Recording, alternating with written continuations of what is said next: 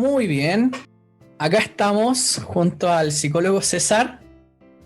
Querida comunidad, bienvenidos a nuestro programa Psicocrecimiento, en nuestro primer capítulo, donde abordaremos temas esenciales respecto a la adolescencia, lo que es ser adulto joven en tiempos de pandemia.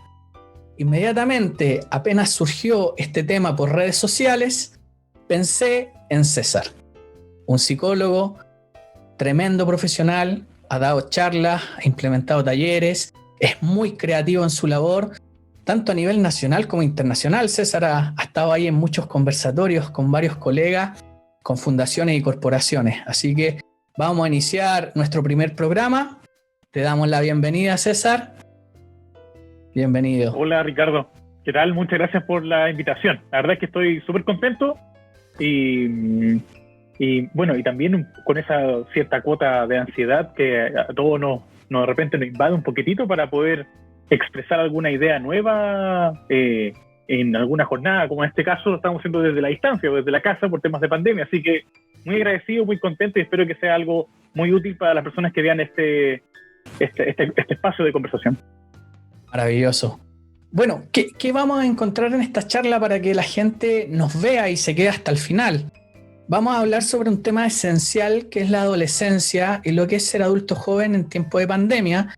Para eso César también nos va a narrar sus tiempos, su experiencia personal de lo que es ser adolescente, ya su periodo en la enseñanza básica, su periodo en la enseñanza media, en la universidad.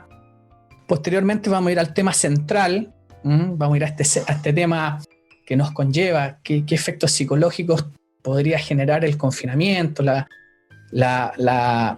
tema del COVID, la pandemia, ya en nuestros jóvenes. Y adicionalmente a eso, tratar de ponernos en su lugar, hacer una pequeña reflexión y brindar nosotros un aporte en esta línea. César también es un especialista en el ámbito de la inclusión, así que también lo vamos a integrar para que estén ahí pegaditos a lo que va a ir recomendando nuestro profesional invitado. Y para finalizar, vamos a hablar de algo que a mí me sorprendió mucho cuando lo vi en las redes, el famoso taller gamer. Así que eso es lo que van a encontrar y vamos a iniciar en este mismo instante. Así que César, como ya lo mencioné en la introducción, cuéntame, ¿cómo fue tu adolescencia? ¿De dónde nace, de dónde viene César Madrid antes de ser psicoterapeuta?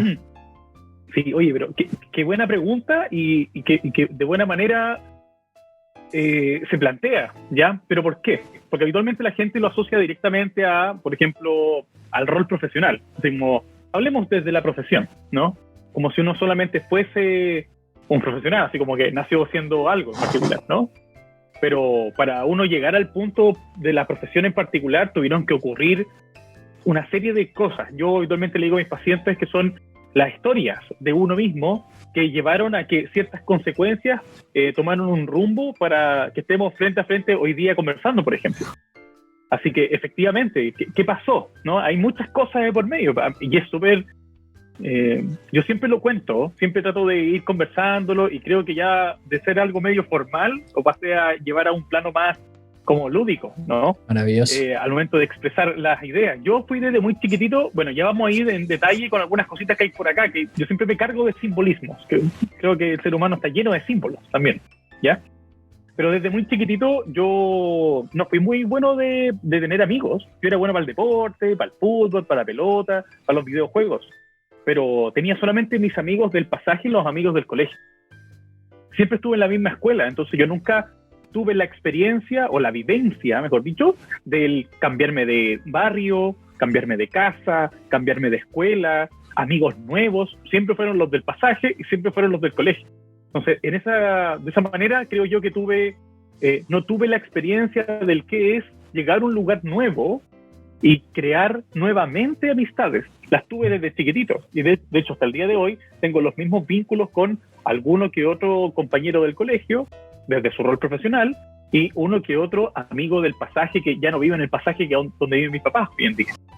Entonces yo desde muy pequeño fui muy bueno para el tema de los juegos, los videojuegos, y para el deporte, andar en bicicleta. A mí me encanta el deporte, pero fue bien interesante que, por una parte, mis gustos y mi forma de hablar, porque desde muy chico fui como muy particular para hablar, hablaba como muy formal. Ah, mira. Era por un tema de cultura de mis papás. Mi mamá, asistente social, mi papá, ingeniero en construcción, por ejemplo. Desde ese plano, entonces tenían un lenguaje muy simpático con el que tenía que conversar constantemente. Y creo yo que fue el modelo de crianza que me dieron el que me llevó a que cuando yo tenía que conversar con niños o con niñas, por ejemplo, o adolescentes, era como, qué raro este cabro. Pero era como simpático, pero qué raro. Y como eso muy te fue construyendo y también en la línea que te fuiste especializando y en la que más veo que te apasiona muchísimo, que tiene que ver con el TEA. Sí, y sin querer queriendo, porque, bueno, nosotros tenemos el gusto de haber compartido varias cátedras, varios cursos, y haber estado coincidiendo en nuestra carrera profesional. Pero nunca apareció el tema de la inclusión, el TEA o el autismo en mi periodo de pregrado, por ejemplo, en mi carrera de estudio, hasta muchos años después. O sea, de hecho, si nosotros vamos a nuestra época de niñez y de adolescencia, especialmente en la adolescencia, tampoco era un tema que se conversaba en el colegio. No estaban estos programas de integración, que en el fondo igual promueven esta inclusión con una educación, también con una preparación al entorno del ámbito académico y escolar. Sí, yo recuerdo que efectivamente en mi adolescencia eso era nulo en los colegios. Oye, ¿y notaste alguna complicación con todas estas características que mencionaste en la enseñanza básica, por ejemplo? Mira, en la básica no, porque como yo era el que tenía siempre la primera consola, era como el chiste de mis amigos porque iban a la casa. Mira. Por ejemplo, a diferencia de hoy en día, uno puede jugar en línea a kilómetros de distancia. Antes, para poder jugar con alguien, tenía que ir a la casa de esa persona o esa persona a la casa de uno. Y ahí recién podía jugar en 2 players, por ejemplo, con un amigo. Y caos era cuando habían muchos amigos y el típico que era más bueno no pasaba el control y el otro que perdía siempre, el que no le tocaba nunca. Entonces, desde chico nunca tuve el conflicto porque yo más encima andaba con mi consola para todos lados. Entonces yo iba a cualquier parte con una caja, con mi consola, y era como, qué buena, Nintendo, Super Nintendo en ese entonces. En la adolescencia sí tuve ciertos como conflictos por un tema propio de la etapa de desarrollo, y también por las cosas que a mí me interesaban, a mí me gustaban. Para mí fue como más complejo el tema del mundo del adolescente, de ese mundo de que muchos padres temen, que a mí no me pasaba, por ejemplo, porque mi gusto era estar en casa, compartir con mis amigos de siempre, con los que hacía deporte siempre, entonces, y nos conocíamos desde chicos, teníamos los mismos gustos. Pero en la infancia, como tal, por ejemplo, si uno pudiera como dejarlo en una categoría de rango etario, preadolescencia de 8 a 12. Entonces yo hasta los 12, en infancia y preadolescente, hasta los 12 años, estaba dentro de un plano muy común y corriente, creo yo, con muchos chicos y chicas, donde podíamos jugar, compartir y conversar. Pero en la adolescencia se puso más intensa ahí la situación. ¿Y cómo lograste sobrellevar esa intensidad? Bueno, yo de chico, y es bien divertido porque a mí me pasa que hay gente que dice, no me cree, a ser bien honesto en este tema, yo nunca he fumado, nunca me llamó la atención ni siquiera probar el cigarro. Y creo que desde muy chico me di cuenta que yo era muy intenso para las cosas. O sea, a mí cuando algo me gustaba mucho. Entonces yo asociaba mucho el tema de yo como persona, no que sea algo para todo el mundo, esto es para mí. Yo dije, si yo pruebo el cigarro, quizás puede llevar a otras cosas, y de llevar ciertas cosas me va a quedar gustando y me puedo perder. Vaya a hacer cualquier tipo de droga, o incluso el alcohol, por ejemplo, que tampoco lo probé. Mi papá, por otra parte, él sí fue un fumador, pero mi papá nunca tomó, nunca lo vi tomando, entonces yo no tengo cultura de esa cosa del tómate un trago, ven acá, este hombre, ya estás en edad de crecer, de serte más, no sé, esa típica cuestión media extraña que tienen muchos adultos, ¿no? Con sus hijos, varones. En mi casa no, mi papá nunca lo vi, a lo más cuando estaba muy feliz en una fiesta familiar, se le pasaba un par de copas y era chistoso más encima. Y a mí me da como cosas, así como que raro mi papá, porque nunca lo había visto así tan divertido, hablando tantas leceras, y en ese estado, era como entre chistoso, raro, incómodo, porque era nuevo para mí. Entonces yo no tengo esa cultura en particular. Para eso voy, que yo creo que tuve, no sé si decir suerte, aunque suene, es lo que se me viene rápido a la cabeza, ¿no? Pero yo creo que tuve buena coincidencia con haber vivido experiencias de alguna manera gratificantes para mi desarrollo de la vida como persona, más que como niño, adolescente o adulto, sino que como individuo. Entonces yo no tuve como ciertas vivencias, experiencias que cuando fui adolescente y adulto me costó mucho verlas y como ser más consciente de que sí efectivamente existía. Eran cosas como las que uno ve en la televisión, en el diario. Para mí eran cosas muy ajenas y de otro como orden de la vida. Pero después, cuando ya uno sale al mundo, fuera del colegio, fuera de la casa, cambia completamente la historia dentro de ese plano de adolescente o adulto joven. Fue complicado. Y como te dije, yo tenía hartos amigos con los que siempre practicaba el deporte, amigos del pasaje, por ejemplo, o del colegio. Pero cuando empecé a ser ya más adolescente, como no tomaba y no fumaba, ¿cuál es el típico panorama de los cabros adolescentes? Para que la gente igual se haga una idea. ¿Cuál es el típico panorama? Juntarse a carretear, ¿ya? O para mí la palabra era fiesta. Yo entendí bien tarde lo que era carrete. Carrete es sentarse con una persona a tomarse un copete. Ya, eso es carretear.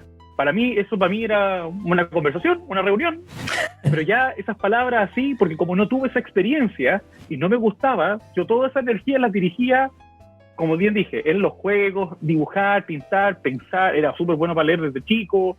Era como medio, es como bien lo tradicional, que por así decirlo, de un adolescente, como que no lo viví.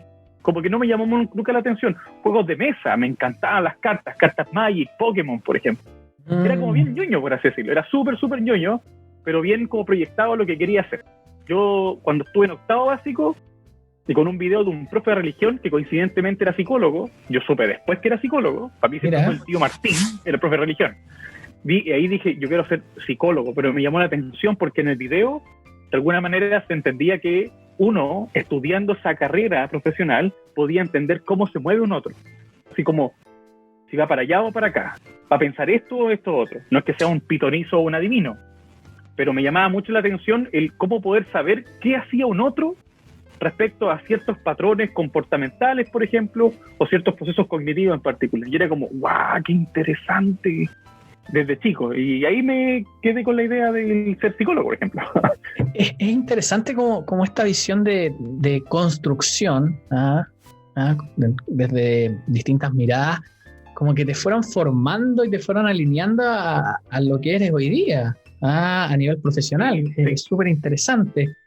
Oye, César, me llama la atención, y de hecho algo que hace un par de días me empecé a cuestionar, y de hecho se lo dije a mi pareja, le dije, claro, un tema súper importante es la adolescencia y los adultos jóvenes, especialmente los que están entrando a la universidad o se están titulando, están en examen de grado, que tienen ciertas ansiedades y ciertas angustias respecto a justamente esto, al teletrabajo, cómo estudiar desde el ámbito digital, desde la distancia.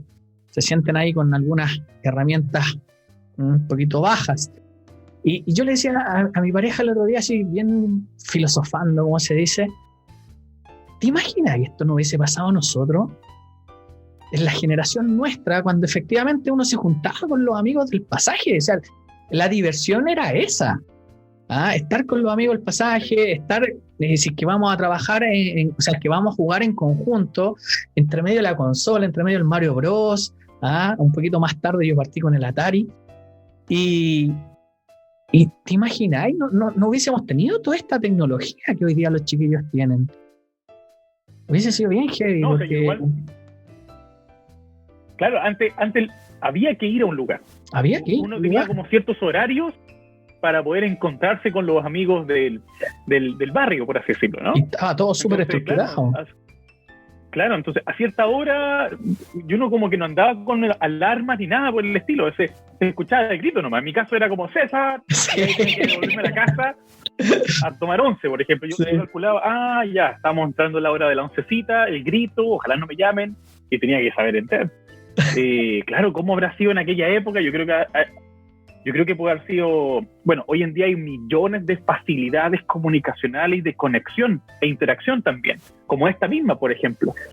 Y antes no existía nada de esto, o sea, si el internet era con el cable del teléfono, y más encima era un internet súper lento, que uno bajaba una imagen o un video o una canción, y se demoraba horas o días, ahora con un puro clic, se da vuelta como una especie de carga, que dura, ¿qué? 2 segundos, 2 segundos más o menos, antes demoraba horas y días. Sí. Entonces, claro, interesante la posición de cómo habrá sido en aquella época cuando la interconectividad, por ejemplo, por medio del internet y la tecnología, no estaba tan presente. Antiguamente la tecnología era la consola, ni siquiera celulares. Así que tremenda pregunta. Me imagino hubiese estado entretenido haber estado ahí conversando. Sí, fue un diálogo que tuvimos ahí en la mesa y fue bien interesante porque efectivamente yo sé que hay harta ansiedad, hay harta angustia de parte de los papás o de los adultos significativos, los chiquillos también de los colegios o todos los agentes sociales.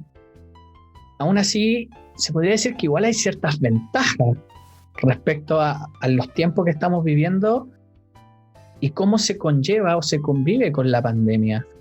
Porque claro, lo vemos desde esa línea que algo puede suceder, que las sintomatologías o los peligros o los riesgos psicológicos pueden aparecer. Aún así, hay ventajas, como por ejemplo justamente jugar online, como por ejemplo el WhatsApp, la videollamada, cosas que antiguamente nosotros, estamos hablando hace unos 20 años atrás, no teníamos.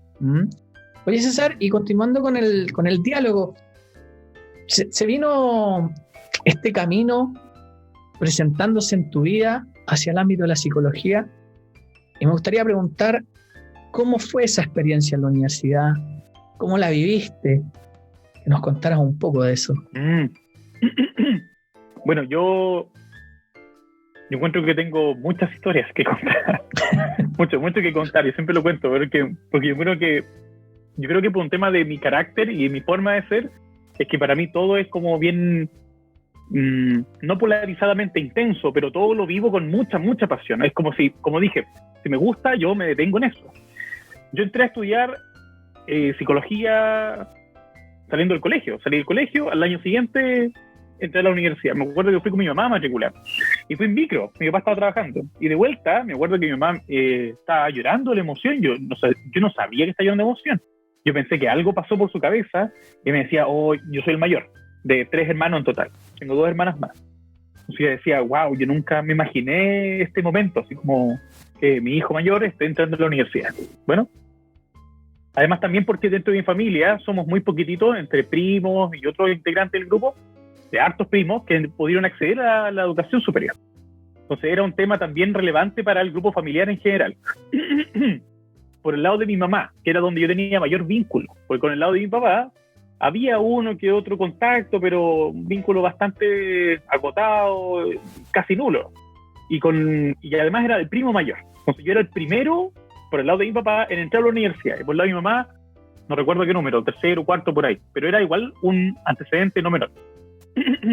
Yo entré con muchas ganas, Ricardo. Yo entré y bien divertido. Yo entré con la idea freudiana. Yo creo que a todos nos pasa, ¿no? Que asociamos psicología a Freud. Entonces yo creo que todos tenemos esa idea de caricatura, así como del tipo pensando siempre constantemente, agarrándose la barbilla, el paciente ahí en el diván y con un lenguaje muy lento, o esa onda.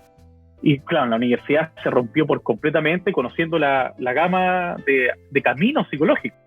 Yo le digo a mis pacientes, uno no sabe la línea del terapeuta. Uno asocia, voy al psicólogo y pide una hora nomás, pero cada psicólogo tiene un apellido distinto. Exacto. Que es donde va marcando la diferencia de su trabajo y su orientación terapéutica, además de todas las cosas que uno puede adherirse después profesionalmente.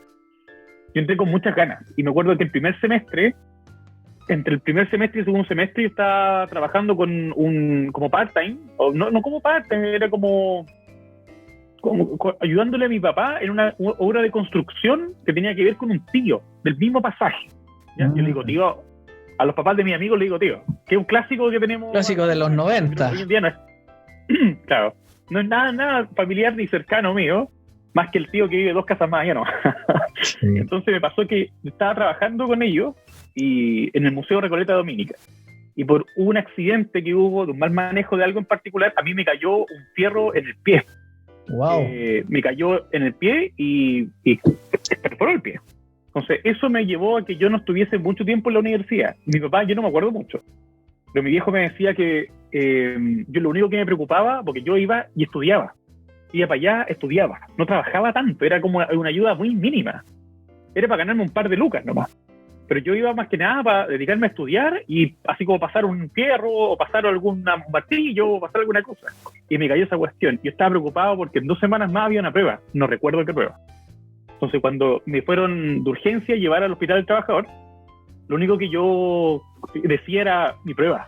Papá, mis estudios. Para mí era como...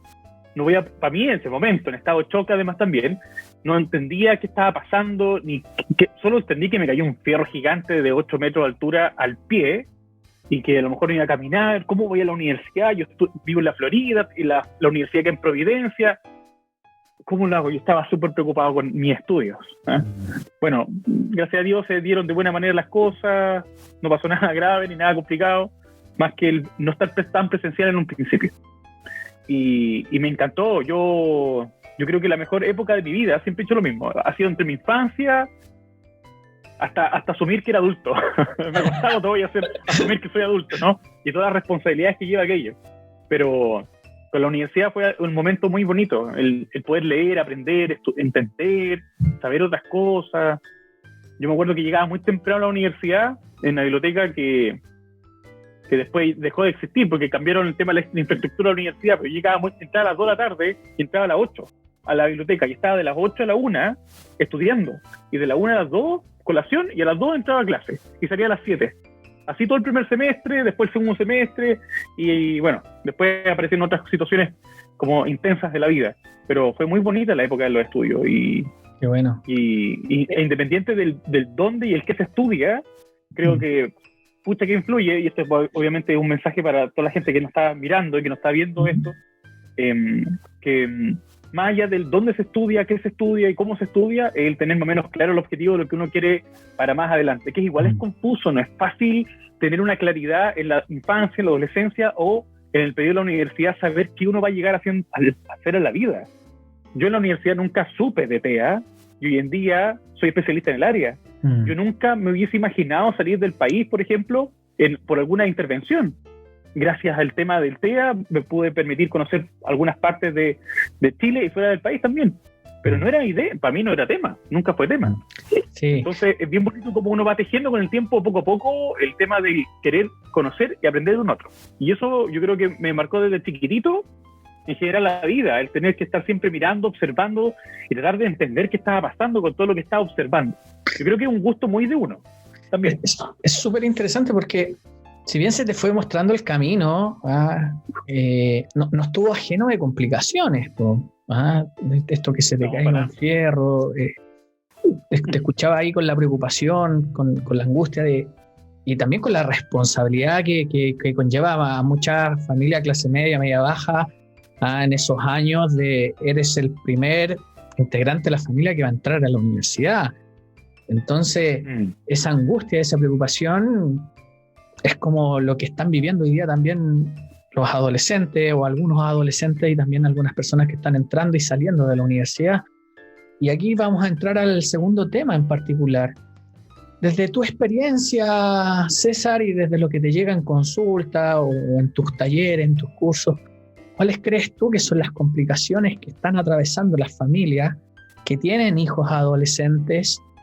Y también, una segunda pregunta, de estos mismos adultos jóvenes que están iniciando su época universitaria ya desde el aula virtual, y también los que están haciendo prácticas también desde el aula virtual, que tienen muchas inseguridades. En resumen, son 2 preguntas. Me gustaría que partieras con la primera, desde tu experiencia en la consulta y estas familias. Yo creo que, yo tengo,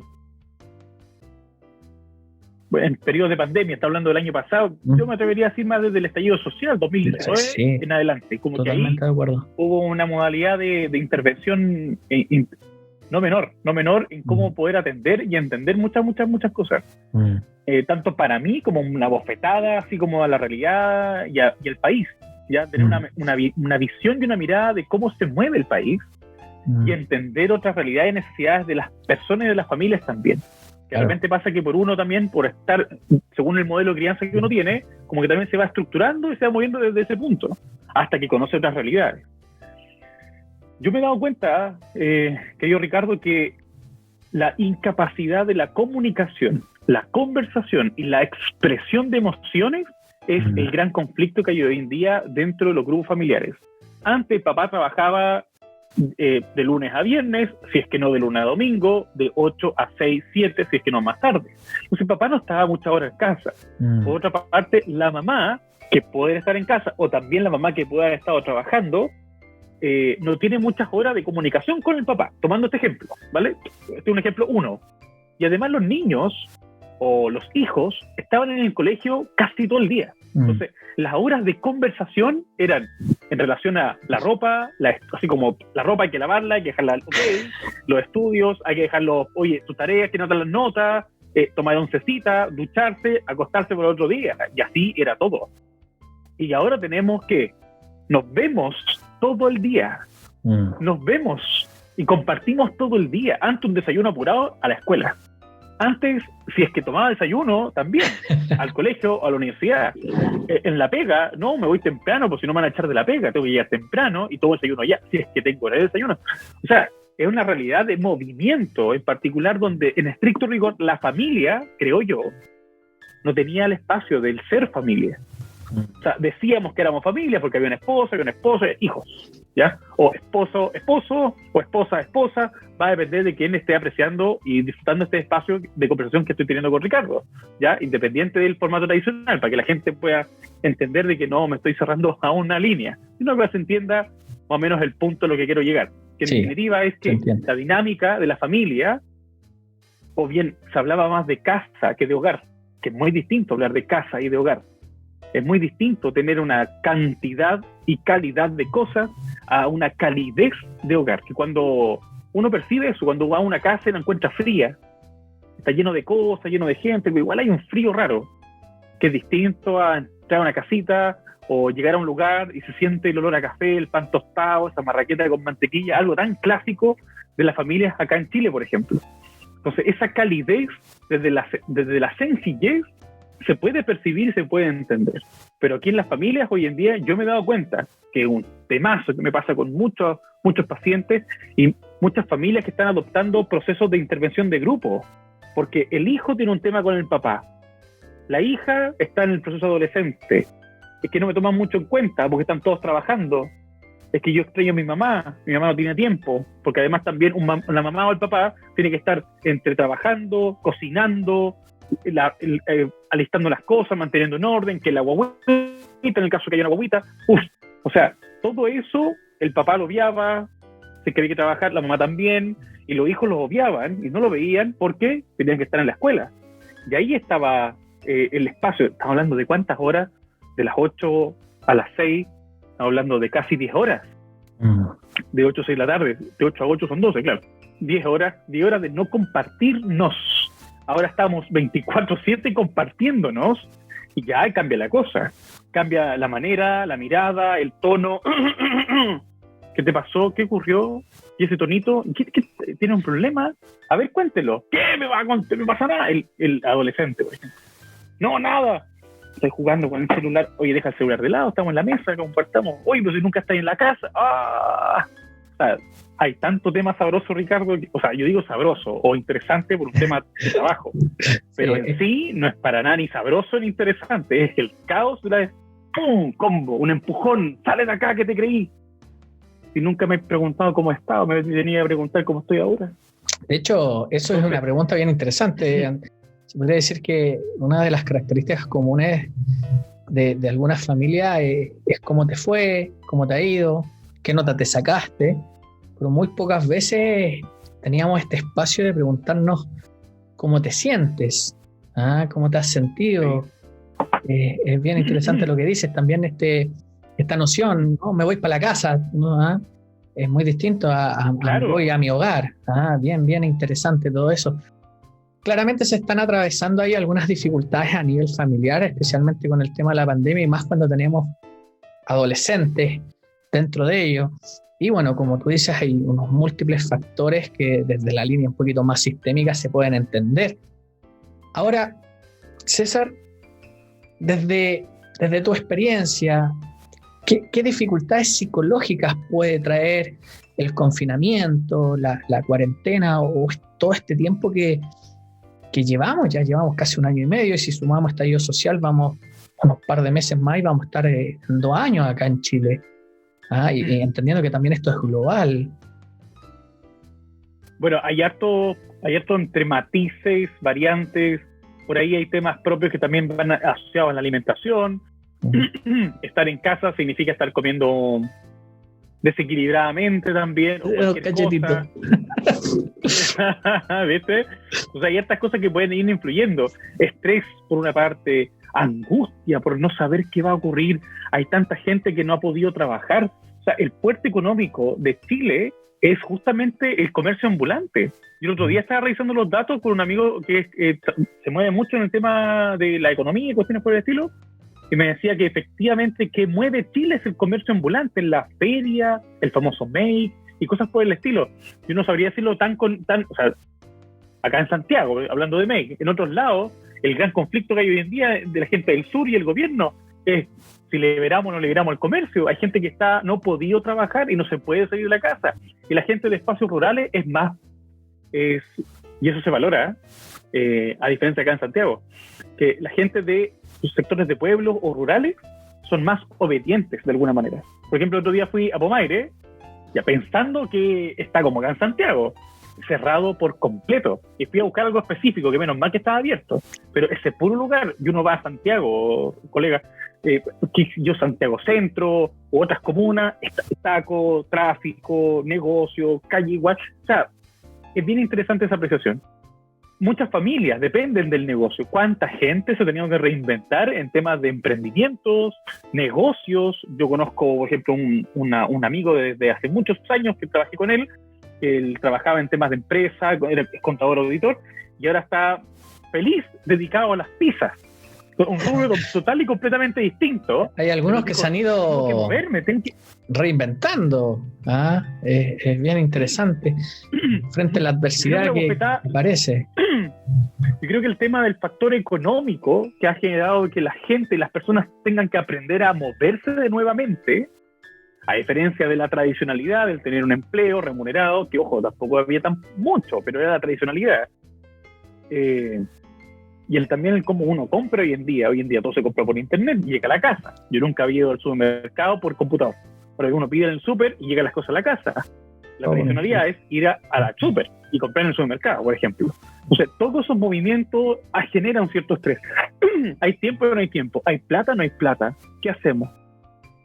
¿Qué priorizamos? Las cuentas, la luz, el agua, la comida, el gas. Hace frío ahora. O sea, hay una serie de cosas que influyen mucho en el movimiento de las personas que gatillan, además también el tema del factor pandémico, que no te puedes mover y no puedes hacer tus cosas habitualmente y no tienes la libertad de poder hacer tus cosas o lo que tú tenías pensado hacer también, producto de el tener que estar confinado en casa y con estos juegos que nos tienen de repente para arriba y para abajo, de que hay cuarentena, que sí, que no, que estos salen, que estos entran, que para acá, que para allá. Es como medio extraño el formato y eso provoca mucho entre una cierta cuota de ansiedad muy disparada, angustia.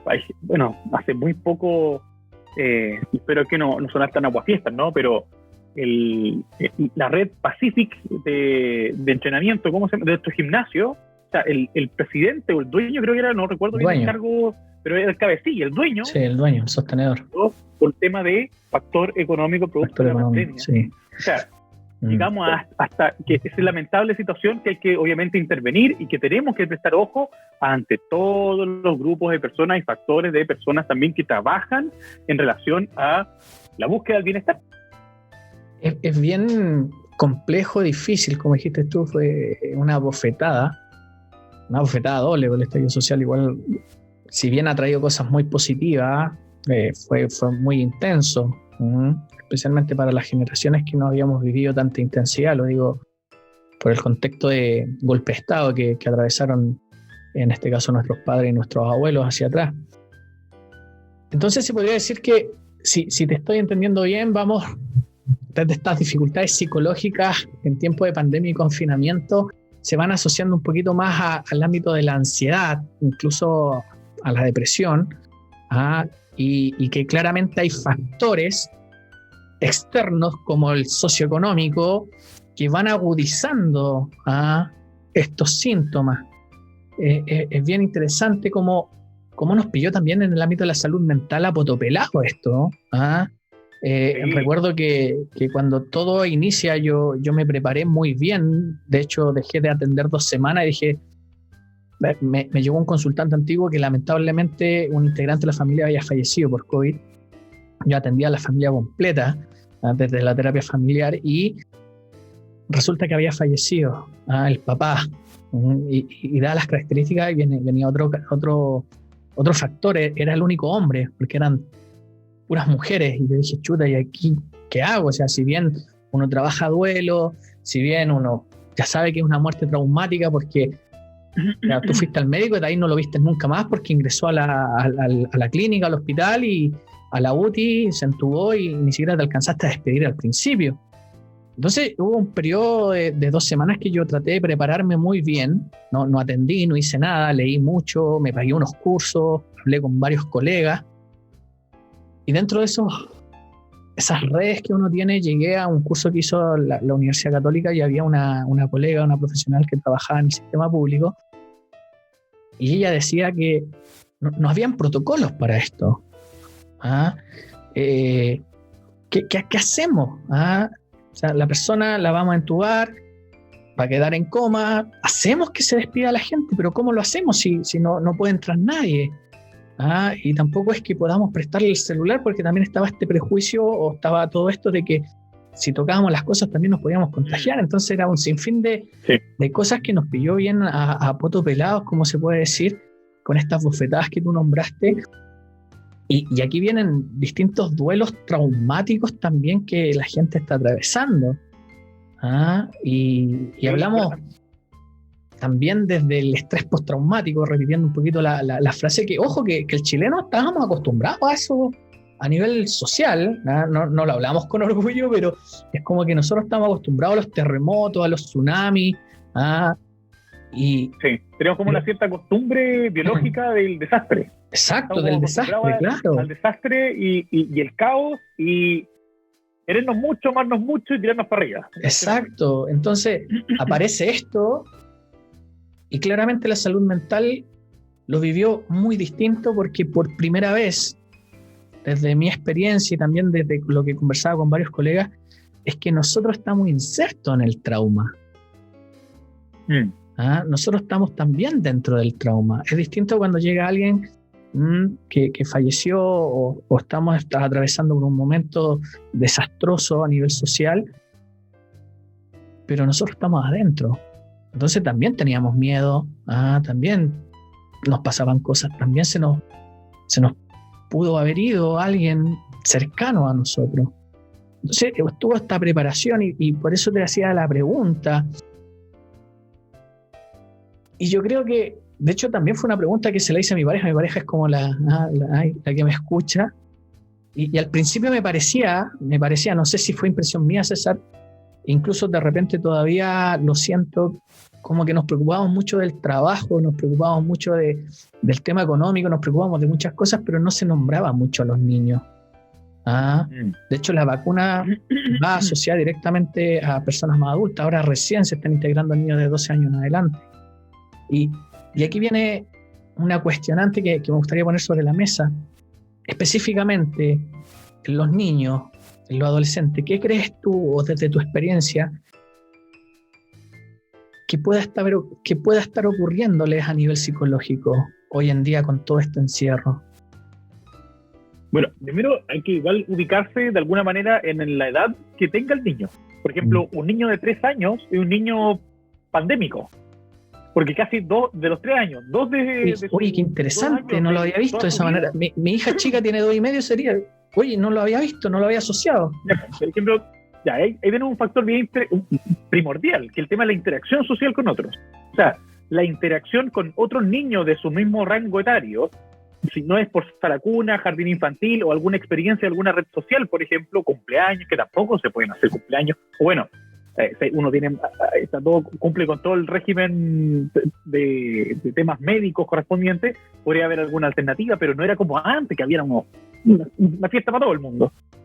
Ahora sí es que, a distancia, que es como lo más próximo, pero dependiendo de la edad en la que se encuentra el niño, o la niña, o el adolescente, es bien interesante la apreciación de cómo afecta, por ejemplo, en estricto rigor, el impacto de la pandemia. Por ejemplo, en el caso de mi hija, que está justo en un periodo de transición de la adolescencia de niñez a adolescente, de preadolescente a adolescente, donde por excelencia el tema de la interacción con un otro es clave, no lo ha podido vivir. Los niños más chiquititos, por ejemplo, cuando la costumbre era salir y jugar, hoy en día no pueden salir y jugar. ¿Qué es otro niño? Yo creo que va a ser como me imagino como una película de alienígenas, así como, oh, tú eres de verdad, eres otro niño, y tienes piel y carne, y se escucha, oh, otro niño, va a ser interesante. Y no deja de ser menor con este pequeño ejemplo nomás, de un niño de 3 años, por ejemplo, que no tiene más interacción que con la mamá, el papá, el hermano, la hermana, qué sé yo, la familia directa, cuando eso no es toda la interacción, pero pucha que importante la interacción que nace desde la dinámica familiar hacia el mundo, por ejemplo, primero la familia y luego para afuera, termina siendo un palazo al desarrollo propio de la vida, a lo que estábamos acostumbrados, e incluso nosotros como profesionales, a poder sugerir. A mí me preguntan, ¿qué puede hacer mi hijo? Cuando antes la sugerencia era buscar algún taller para que pueda asistir. O sea, una de las tantas herramientas existentes era buscar una alternativa típica, algún taller de deporte, algún de artes marciales, algún taller de algo donde tenía que ir a algún lugar, tenía que ir a algún lugar en particular e interactuar con otros chicos, otras chicas. Hoy en día eso no existe, eso no está, a menos que la escuela tome esa decisión de generar un tipo de intervención para sus alumnos. Perfecto. Oye, César, discúlpame que te interrumpa, pero hay algo que me llamó la atención que tiene que ver con esta terminología que usaste de niño pandémico. Y me hizo sentido porque efectivamente mi hija tiene 2 años y medio y ella muy naturalmente a donde va estira sus manos para el alcohol gel, especialmente cuando tenemos que salir al supermercado o algo. También abrimos la puerta y ella inmediatamente pide su mascarilla. Es bien interesante. Y también el cómo se podría decir que, viéndolo desde el ámbito positivo, hemos ido aprendiendo a hacer hogar con esta pandemia, y se me viene a la mente el golpe que puedan recibir estos niños al momento que volvamos a una normalidad en que tenemos que salir a trabajar. Es fuerte. O trabajar, o incluso los niños que, disculpa que interrumpa yo digo, pero el otro día, por ejemplo, llevé a mi hijo a conocer su escuela por fuera. Él no la conoce. Es una escuela nueva. Tiene uno que otro conocido con el que simpatiza en sus clases online. Yo le dije, bueno, él conocía la escuela, pero justo un día estaba por ahí cerca, le dije, ¿quieres recordar cómo era tu escuela? Porque él se acordaba de su escuela anterior. Y cuando llegamos fue como, no, esta no es mi escuela. Claro, porque él tenía en mente la escuela anterior, pero ni siquiera conoce su escuela. O sea, ¿cuántos niños hoy en día no conocen su escuela? ¿Cuántos adolescentes egresaron del colegio sin egresar de la escuela? Sin salir del colegio. El típico ritual de los aplausos de todos los niños del colegio despidiendo al alumno de cuarto medio no existió. Los profesionales que egresaron también, por otra parte.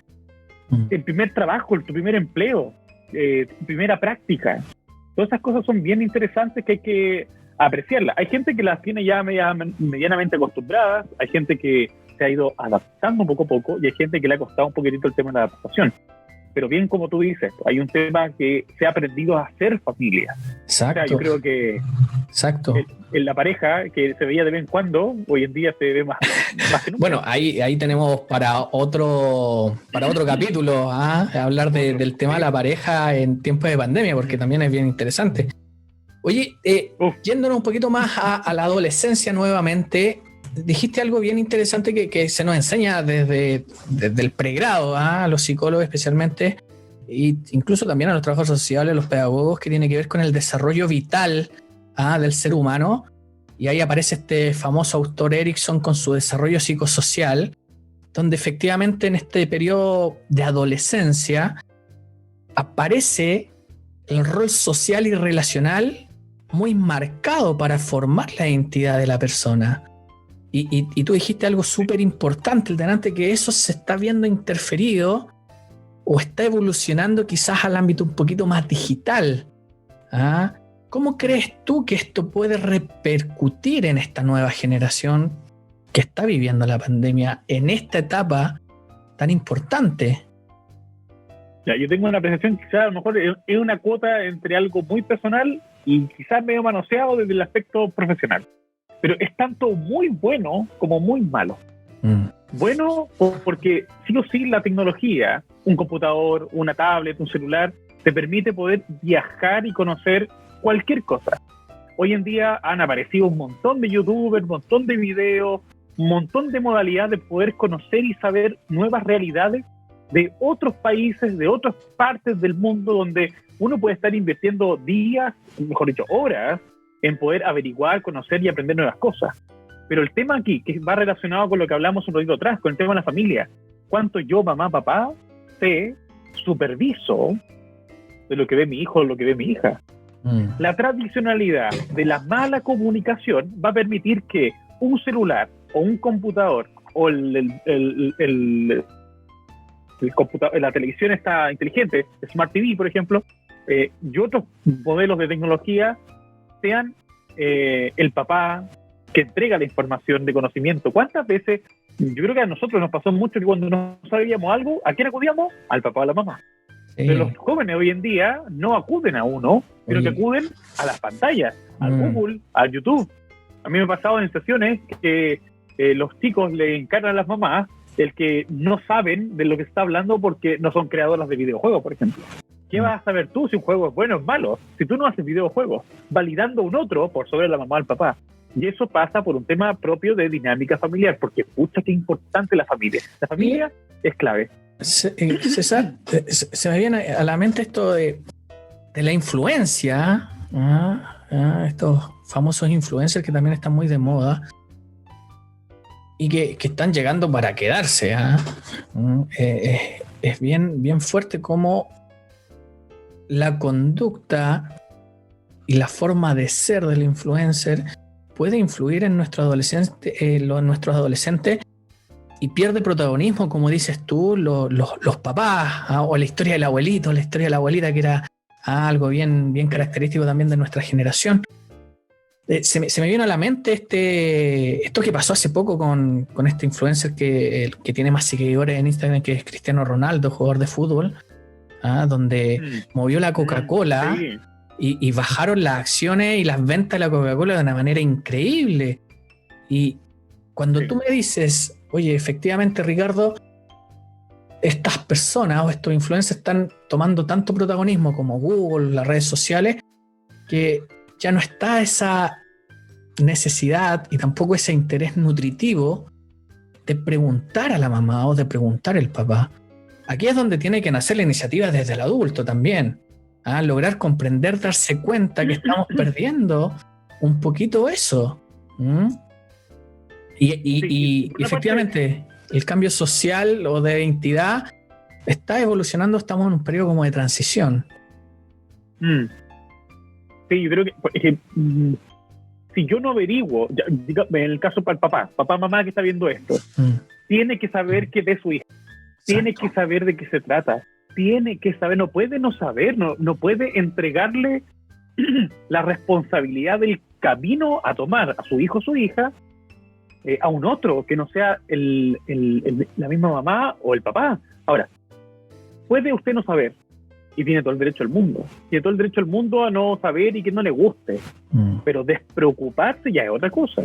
No atender y saber qué está ocurriendo, lleva horas en su pieza, tranquilo.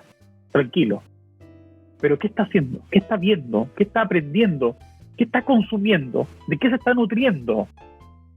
Bueno, si son cosas fantásticas, maravilloso. Y luego nos sentamos en la mesa en el momento de la típica... En Chile, el mejor espacio y momento de la socialización familiar es alrededor de la mesa o la cocina, ¿ya? Mientras se come, en el almuerzo, o una cita, o la cena. Ahí es como el espacio, porque es muy raro y es poco habitual para un número importante de personas en Chile el sentarse en el living de la casa o tener un tiempo de conversación. Van a ser las 6, todos los viernes a las 6 nos juntamos a conversar. Raro es. Cuando yo lo sugiero en terapia, me quedan mirando con cara de ¿y qué le voy a decir a mi mamá? ¿Y qué le voy a decir al hijo? O sea, ¿cómo eso de sentarse a conversar? Mira que suena, quizás a lo mejor nosotros lo decimos y suena fácil de digerir, pero detengámonos en esa parte de la costumbre. No es costumbre. Háblame. Dime qué pasa. Dime qué ocurre. ¿Qué hice? Yo te voy a decir lo que tú hiciste. Yo te voy a decir lo que a mí me molestó. A mí me incomodó esto. Pero ni siquiera soy capaz de decir que me incomoda. Porque no tengo ni siquiera la costumbre de identificar mis sensaciones y mis emociones. Entonces, como no lo sé, ¿qué te voy a decir, mamá? No sé. ¿Qué te pasó? No sé. ¿Y cómo estás? Es que no sé ni cómo decirlo. Ya me estresé. Y cae como una especie de angustia o malestar, porque uno sí sabe, pero dos, no tiene la confianza. O bien, no tiene idea cómo tratar de verbalizar lo que está pasando. Y eso se trabaja, se interviene, y aquí como sugerencia, como estímulos constantes de conversaciones dentro del grupo familiar. ¿Cómo está ahí? Cuéntame, ¿qué te pareció la película? ¿Veamos una película? Sí. ¿Veamos el live? ¿Veamos este conversatorio? ¿Discutámoslo después? Hay gente que asocia la discusión con pelea. Y es importante también, yo creo, agregar a todo lo que dices tú, que es súper relevante, el conocerse también. Yo invito a los papás de mis consultantes, o incluso cuando ya llegan o hablamos temas que tienen que ver con el ámbito parental, muéstrense a sus hijos, porque usted también fue persona. O sea, nosotros partimos esta charla dándonos cuenta que César Madrid tuvo adolescencia, hubieron complicaciones y que en el fondo fue logrando un camino.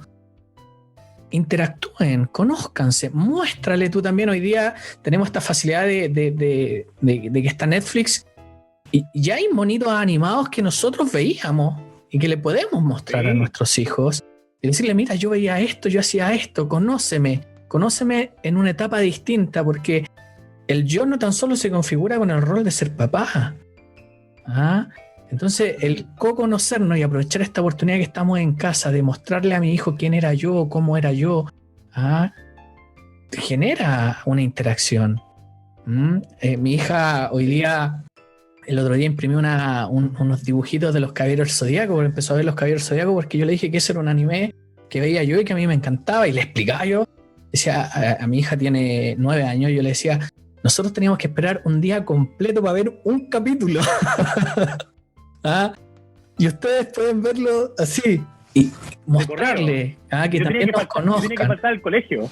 Sí, pero estaba ahí en la tarde. Faltar al colegio porque era y en la tarde con nada. Chuta, qué mala suerte. Claro. Ojalá me enferme. Yo decía, pucha, ojalá me enferme, así como para estar en la casa y ver los campeones o los Caballeros Zodíacos, porque lo daban como en ese horario. Sí, entonces. Los Tigritos nunca lo vi. Siento que es una oportunidad increíble para mostrar y para co-conocerse también. Y también la invitación es conocer a su hijo, meterse en las cosas en que están. De repente son súper entretenidas. Hay cosas que uno aprende. Bueno, yo creo que una de las cosas más valiosas que tenemos algunos psicoterapeutas que trabajamos con la adolescencia es que aprendemos mucho de ellos.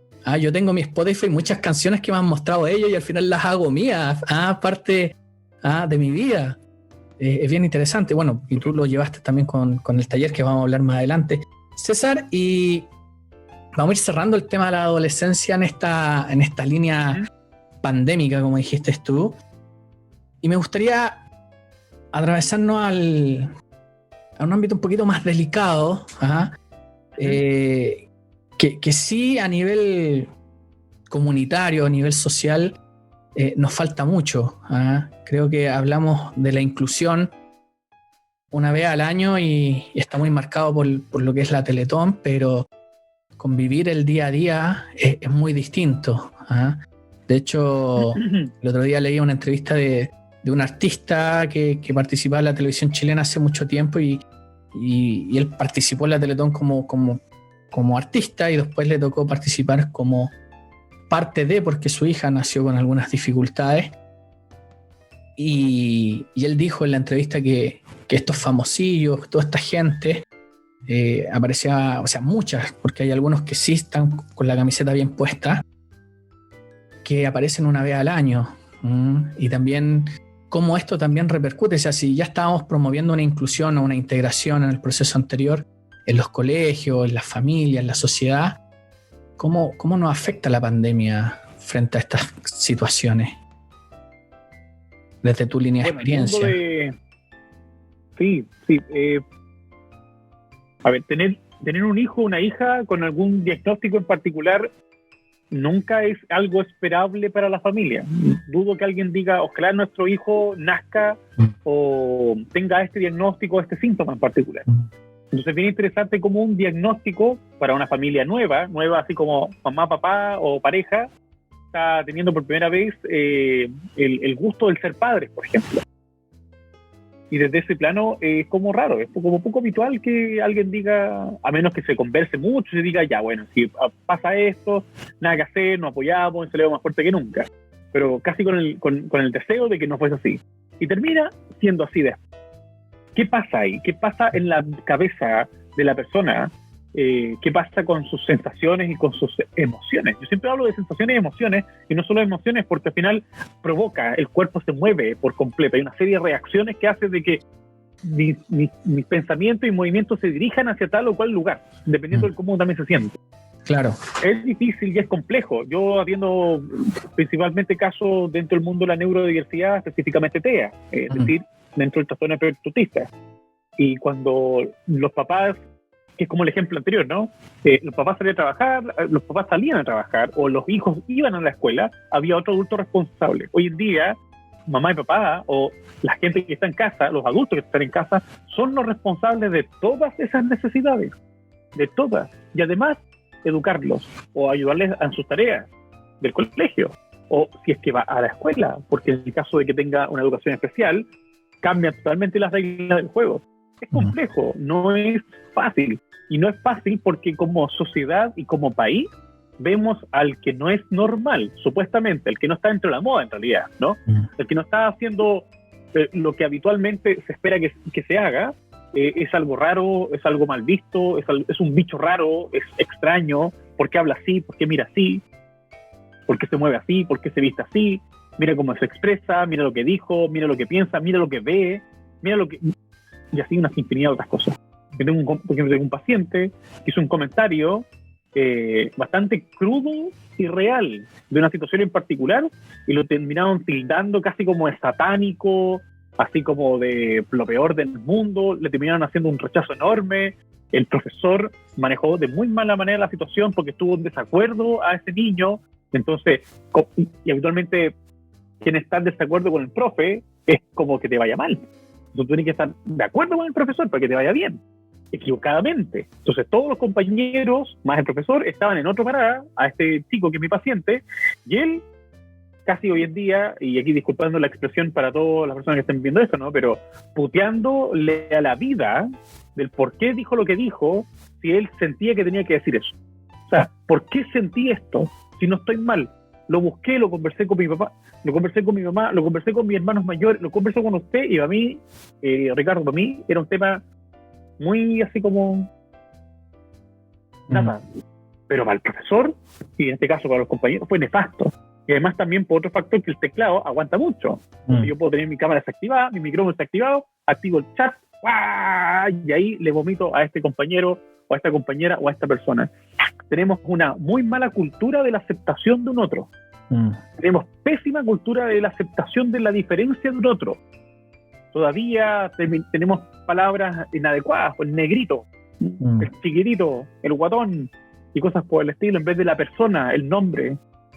Yo en Fundación TEA, por ejemplo, suelo mucho decir, por ejemplo, que no digamos, mire, aquí te presento a mi hijo, él tiene autismo. No, o él es autista, más allá del tiene o es. Sino que acá está, Juanito, te lo presento. ¿Para qué colocar el parte antes de la herida? Y eso pasa en las familias, dentro del trastorno espectro autista, porque la tendencia al ser golpeados por la sociedad es mucho más habitual que el ser contenidos por la sociedad. Entonces es más fácil colocar el parche antes de la herida con el tema en la presentación de aquí te presento a mi hijo es autista, es para que tengas un resguardo automáticamente. ¿Y por qué tengo que tener un resguardo? ¿Por qué la persona tiene que prevenir tanto lo que hay que hacer con el otro cuando nadie debería insultar, maltratar o ver de mala manera a ese niño, a esa niña, a ese joven y a esa familia? Entonces es bien interesante.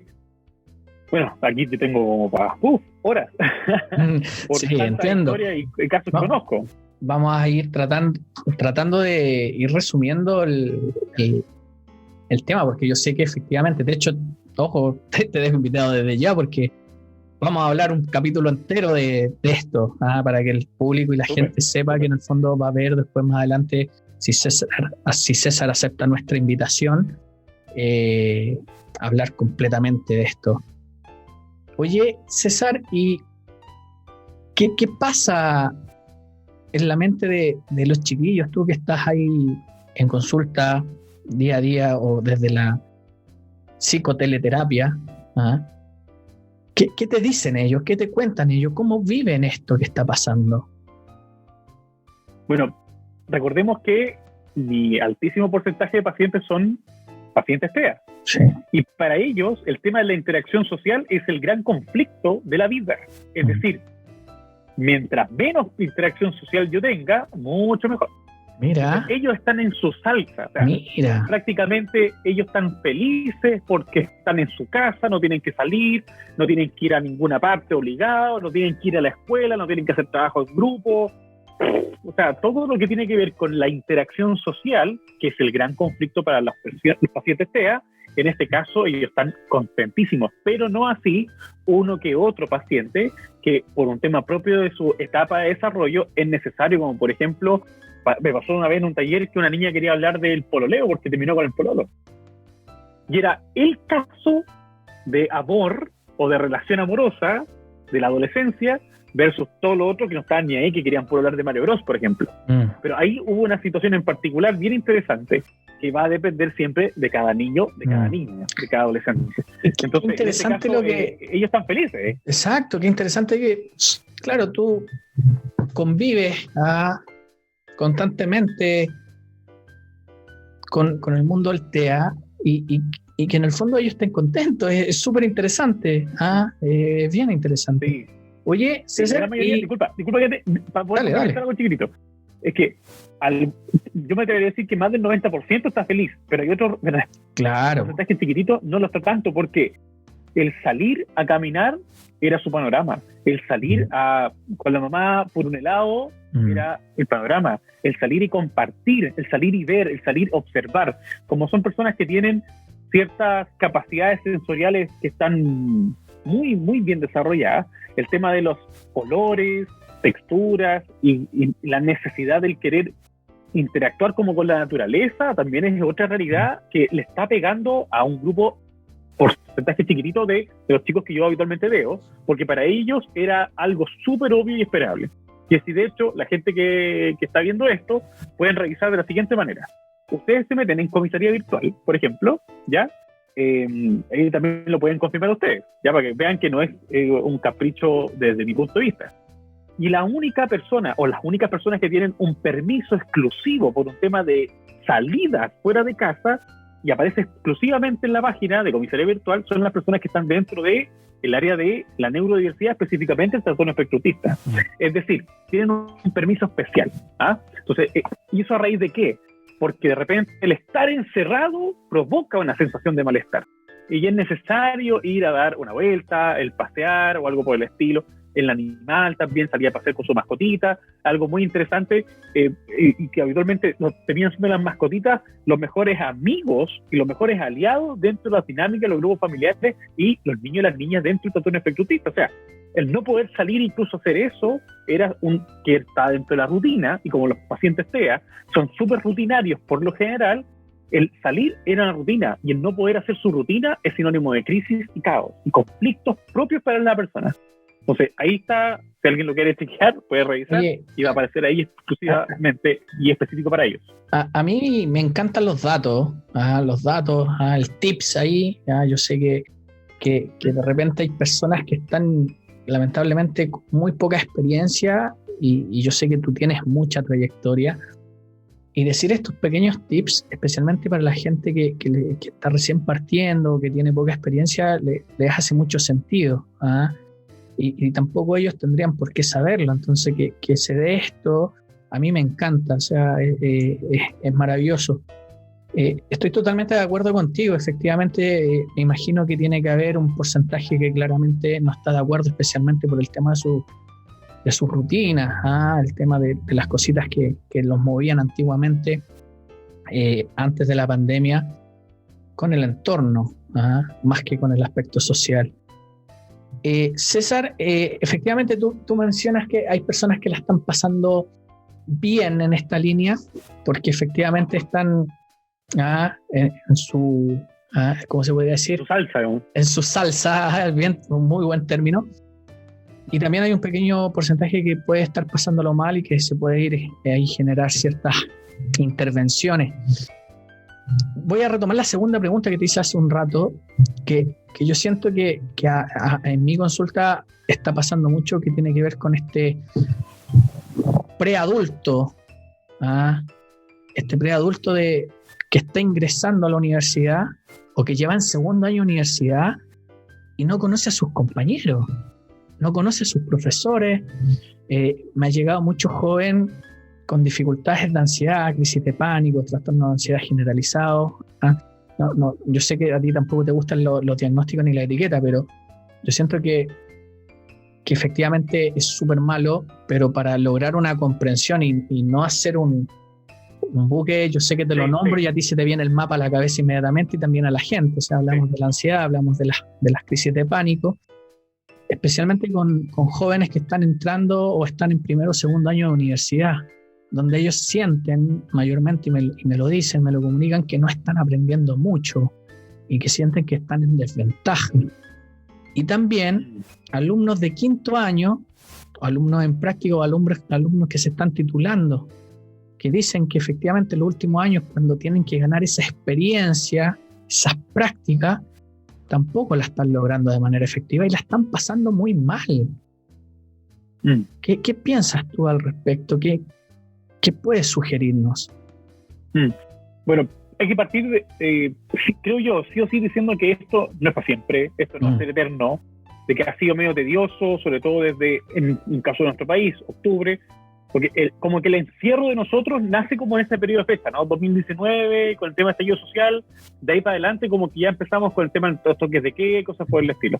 En otras partes del mundo aparecen los toques de queda, producto del tema de la pandemia y ciertas estructuras de horario y libertades, por así decirlo.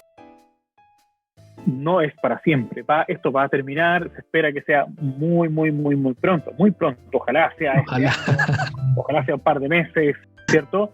Pero hay que decir sí, porque hay gente que dice, pero ¿cuándo va a terminar esto? Ojalá voy a estar siempre aquí. Cuando el cuerpo te llama y te pide también salir y compartir, hacer deporte, salir a dar una vuelta, ir a compartir con ese amigo con el que yo conocí hace tanto tiempo atrás, tomar un cafecito, un trago, quizás y compartir una comida, qué sé yo. Sí o sí, hay que recordar que esto no va a ser para siempre. Y creo yo que el primer como puntapié de sugerencia, ¿ya? Y desde ese otro punto de vista, creo yo que a quienes, que igual va a depender de la persona en la etapa en la que se encuentre.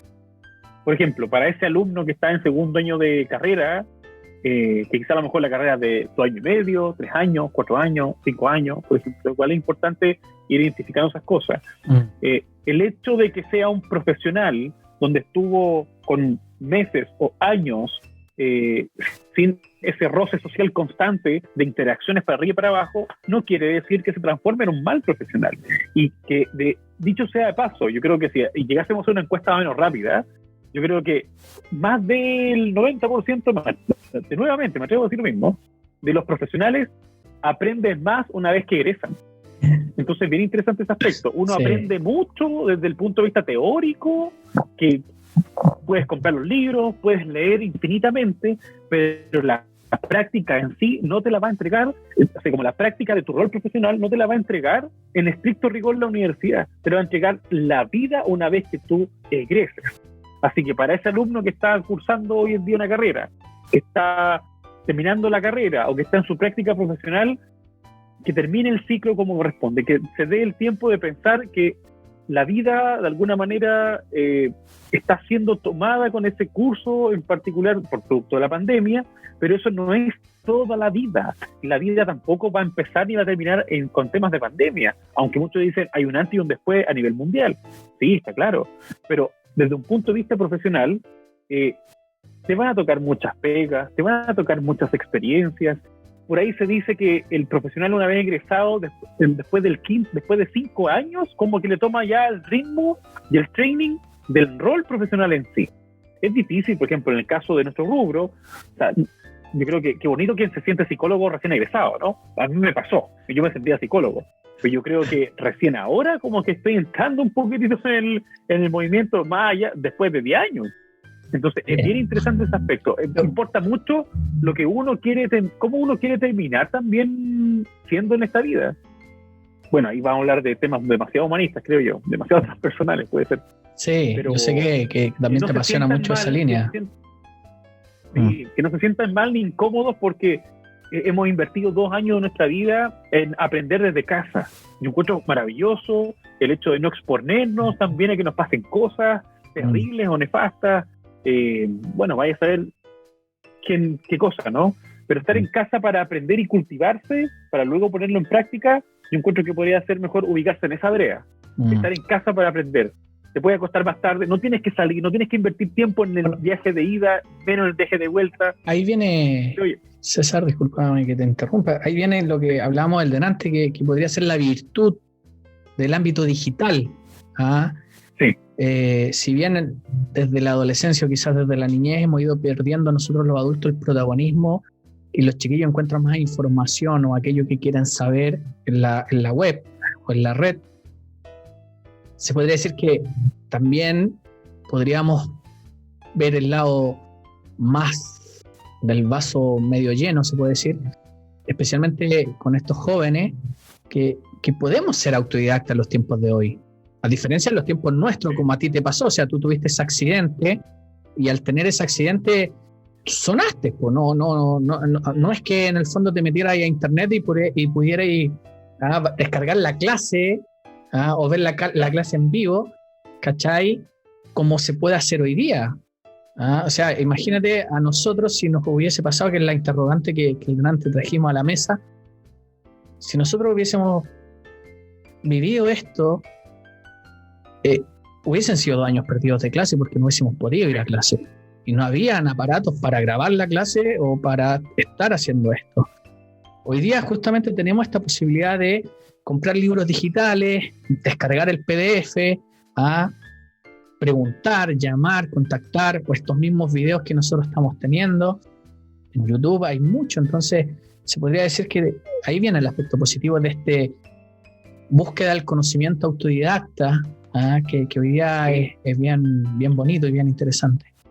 Oye, César. Sí, yo creo que para poder complementar esa parte chiquitita, mi hermana está terminando la carrera de gastronomía. Y yo le dije un día, así bromeándola, ¿no? Le dije, oye, ¿y cómo te evalúan el pan duro que te quedó?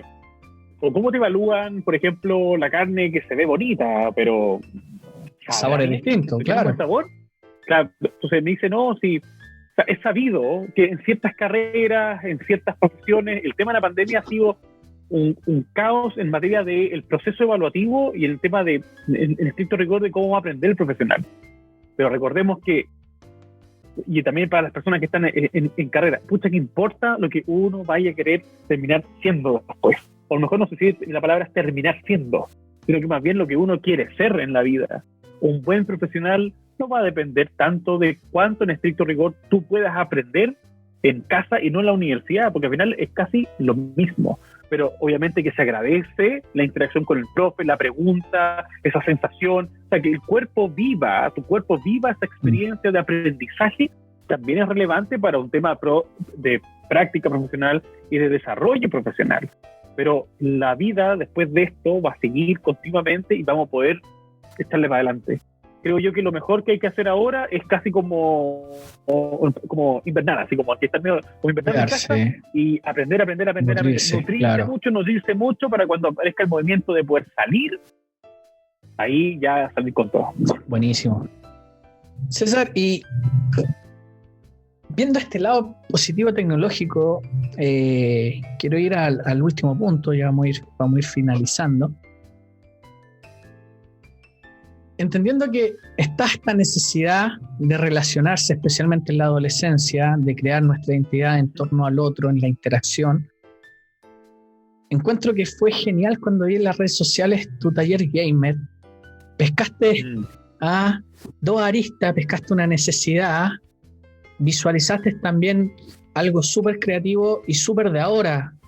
Y que ojo que muchos profesionales de distintas áreas, muchos papás o muchos agentes sociales, lo pueden ver como algo no muy positivo para ellos. No, pasa mucho en el celular, no, pasa mucho en esa consola, no, esto es un sinfín de cosas. Y aún así, tú creaste un hermoso taller gamer que, satisface la necesidad de sociabilizar. 2, tú te introduces en ese mundo junto con ellos, que eso es muy interesante. Y 3, se provoca ahí un sistema nutritivo, moderno o postmoderno,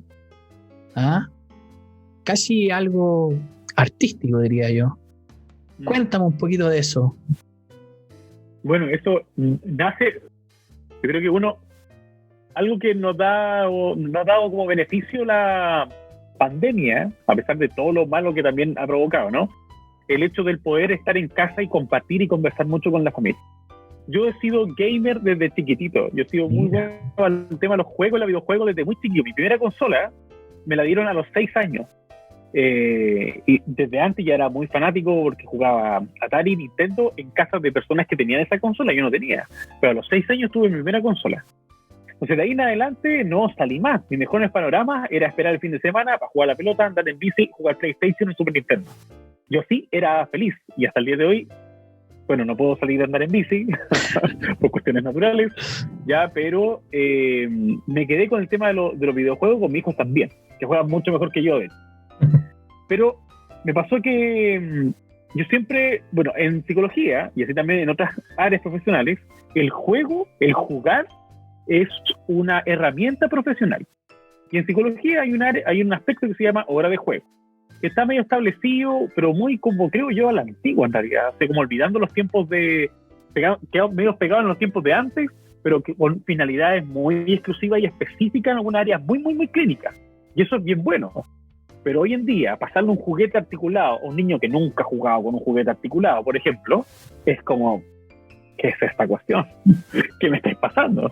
Entonces, es bien interesante cómo la hora de juego o la caja de juego, que está como casi por manual, en áreas psicológicas es muy distinta a la que hoy en día los chicos tienen, porque los papás no le compran juguetes a los niños, te compran tecnología, ¿ya? Más allá de ver eso como algo bueno o algo malo, es una realidad. Y ante esa realidad, yo en mis horas de juego, desde hace años, yo tenía consolas portátiles, entonces yo decía, si le gustan los juegos, los videojuegos, mi hora de juego, o para generar un vínculo de conversación, era jugar un ratito, y te lo paso, tú me lo prestas y compartimos, y veía ahí cómo hasta cierto punto teníamos la posibilidad de poder compartir y generar temas de discusión, y si el niño quería, no quería venir, no quería volver, no quería estar, quería no irse, y así una infinidad de otras realidades. En periodos de pandemia pasa lo que le pasa a muchas familias. ¿Cómo hago para que mi hijo asista a clase? ¿Cómo hago para que mi hijo prenda la cámara? Active la cámara, mejor dicho. ¿Cómo hago que mi hijo hable o dé una opinión en sus clases virtuales? Que active el micrófono y opine. ¿Lo hacía en la escuela? ¿Lo hará ahora? ¿Cómo lo hago para que mi hijo o mi hija pueda compartir con otros chicos cuando la tendencia habitual? Recordemos que yo me desarrollo mucho en el área del trastorno espectro autista. Ellos habitualmente, muchas de estas personas, estas familias, mejor dicho, asisten a instituciones y fundaciones que por temas de pandemia están cerradas. Entonces, la gente no puede llevar a sus hijos a que puedan interactuar con otros chiquillos y realizar ciertas dinámicas en particular. Y un día pensaba, así como quien despierta un día por la mañana y se pone a pensar. Y dije, bueno, si lo conversaba con mi señora igual. Si todos estos chiquillos juegan, y a mí me gustan los juegos, y parte de nuestras sesiones es hablar también de lo difícil o lo fácil que fue tal juego en particular, o si viste el tráiler, por ejemplo, la semana pasada, hace un par de días atrás, querido Ricardo, salió Mario Golf para Nintendo Switch, con una revolución increíble. Wow. Entonces, yo te acabo de decir un dato, pero los chiquillos que van al taller gamer, por ejemplo, se saben con lujo de detalle cada cosa en particular, la comparación de una consola con otra, las partes internas, son una enciclopedia de conocimiento en base a la tecnología. Y ahí fue cuando yo dije, voy a hacer de que la necesidad de mis pacientes y de instituciones y fundaciones que yo conozca se pueda unir en un espacio fijo durante un mes. Así como que voy a hacer un taller de un mes, porque no había pensado en hacerlo para mí era como un taller nomás. Creé el diseño, la metodología, el tema de las clases, el horario, lo promoví un par de personas por aquí y por allá, y se inscribió un grupo de niños. Y una vez que terminó el taller, que además también son chiquillos que son fantásticos, son súper entretenidos, además de distintas edades, empecé de 10 hasta 16, 17, con un tema de los temas a conversar. Pero me di cuenta que hay niños de 8 añitos y hay otros de 20, 25 añitos, ¿ya? Que también son muy metidos en el tema. Y una vez que estaba terminando el taller gamer, los papás van y me dicen, así como tío psicólogo, ¿y qué vamos a hacer ahora si termina el taller? Y yo no me había preguntado. Imagínate el impacto. Viva la experiencia una vez. Claro, viva la experiencia una vez y ahora voy a volver a hacer el taller, pero con otros niños que se inscribieron a mitad del viaje, que por cuestiones naturales, como están en la mitad, no están aprovechando el taller entero, así que el otro mes voy a hacer un taller nuevo para nuevos niños. Y de repente, en conversaciones sale la idea de que se crea la etapa 1, como todo videojuego tiene etapas. La etapa 1 es vivir la experiencia del taller gamer. La etapa 2 es ser amigos. Ser amigos en el taller gamer, amigos. Buena. Y ahí ya no hablamos de videojuegos, ahí hablamos de la vida en general. Buena. Que dicho sea paso, para que gente que está viendo esto, el taller gamer en estricto rigor no es jugar. A mí me han dicho, ¿y a qué juegan? ¿Qué consola juegan? ¿Y cuál es la plataforma? Y aquí no hay juego. Taller gamer no se juega, que es lo mejor de todo. O sea, no jugamos videojuegos, jugamos a otras cosas. Hablar, conversar, generar temas de discusión. ¿Cuál será el mejor Zelda de la historia? Oye, ¿será Minecraft o será Fortnite? El mejor juego para ti. Qué buena. Para ti. Entonces, voy colocando ciertos temas que va dependiendo mucho también del grupo de niños en el que esté cada formato de cada mes. Porque al final terminó siendo algo que empecé en febrero, entre febrero y marzo, y a la fecha están los mismos chiquillos, se van sumando. Entonces, los días sábados, por ejemplo, tengo el taller de la etapa 1, ¿ya? Quienes viven la experiencia, y los domingos son los que se van sumando.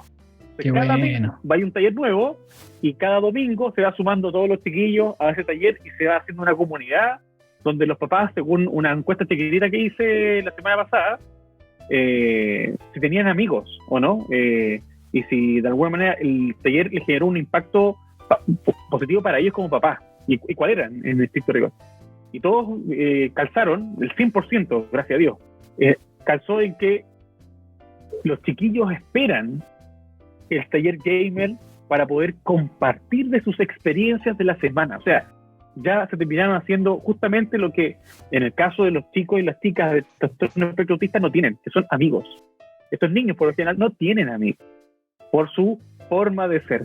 Aquí todos tenemos formas de ser distintos y hablamos de todos los temas. Pelean, discuten, o sea, pelean en el sentido de que hay temas en versus, a los Street Fighter, Ryu versus Ken, ¿no? Yo creo que no, es que tú estás mal, no, es que tú te confundiste. Y ahí se genera un tema. Mira. Y los papás me dicen, oye, nunca había escuchado a mi hijo reírse, compartir, dar su opinión, estar tan metido, activar la cámara. Después del taller gamer empezó a activar su cámara para sus clases porque agarró confianza. Mira. Wow, o sea, yo tenía uno que otro tema ahí como para trabajar desde un punto de vista psicológico, pero terminó siendo algo que hoy en día los chiquillos hasta se juntan en la semana y se juntan antes que yo entre a la sala. Y yo entro a la sala y dicen, llegó el profe. Y en el lenguaje, un día yo me hice una cuenta falsa para ver de qué hablaban, no para espiarlos, sino que me metí en la cuenta falsa porque dije, porque hay reglas, como en cada curso, cada grupo, hay reglas, malas palabras, garabatos, ofensas, y una serie de cosas. Hay una serie de reglas que tienen que respetar dentro o fuera del taller, y me metí con esa cuenta falsa, y los chiquillos, ahí tú no sé si habías escuchado que hoy en día se habla mucho del admin, de administrador, ¿cierto? Sí. Entonces, quien quiere ser líder se autodenomina admin. Entonces, en el grupo ya está definido el admin hasta que llego yo, que yo soy el admin senior. Mira, oye, es interesante cómo se va generando esa estructura relacional, intersubjetiva, a donde todos se van nutriendo de todos. César, para nosotros de verdad es un orgullo que haya sido nuestro primer invitado. Está también la invitación, después nos vamos a coordinar en un futuro para justamente hablar de TEA. Yo sé que es súper importante también que toda esa información llegue a la gente. En lo personal te admiro mucho, sé que eres muy, muy apasionado por lo que haces, te felicito, estoy muy contento y yo creo que justamente esta digitalidad nos permite conocernos quizás un poco más. Y si la complementamos, ojalá cuando ya todo esto termine, con el afecto, con el cariño, con lo típico que tenemos los chilenos y los latinoamericanos, sería muy, muy nutritivo. Nos despedimos, espero que les haya gustado nuestro diálogo, nuestro conversatorio. Así que César, muchas gracias. Adiós. Muchas gracias a ti y a ustedes, al equipo también.